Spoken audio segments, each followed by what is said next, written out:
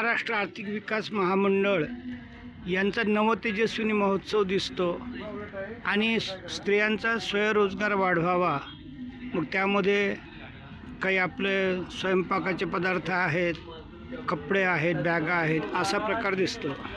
एक तांत्रिक चर्चासत्राचे वेगवेगळे विषय दिसतात आणि ते शाश्वत योगिक शेती, एक काळाची फुलशेती, काटेकोर सिंचन, खत व्यवस्थापन हे विषय आजचे आहेत।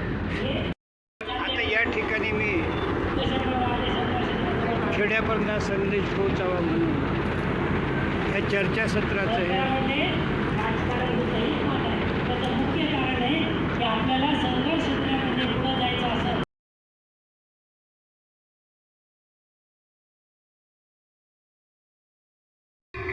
हे काहीतरी कृषी प्रायोगिक योजना आहे, तर ती वेबसाईटवर आणि याच्यात पाहावी असं मला वाटतं।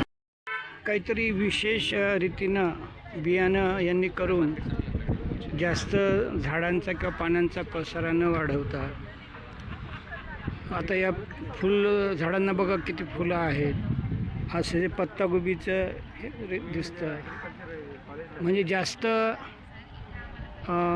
पानांचं वाढ न होता फळाकडे कसं लक्ष दिलेलं आहे हे यावरून दिसतं। ॲग्रिकल्चर ड्रोन किंवा किसान ग्रोहर आहे, हिचं पाणी नियोजन व्हावं म्हणून प्लास्टिकनं हे झाकलेलं दिसतं।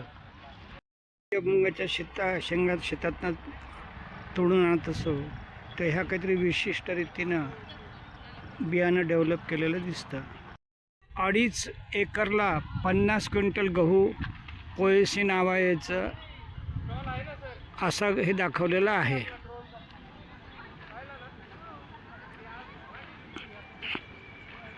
आणि तो कुठलं भूमाई सेंद्रिय खत वापरलेलं आहे असं म्हणतात, महालक्ष्मी फर्टिलायझर्सचं। एकरात 17 ते 18 क्विंटल 3 महिन्यामध्ये हे पीक येतं। सूर्यफूल तो 20 रुपये ग्लास, द्राक्ष वगैरे याचा ज्यूस असावा असं दिसतं।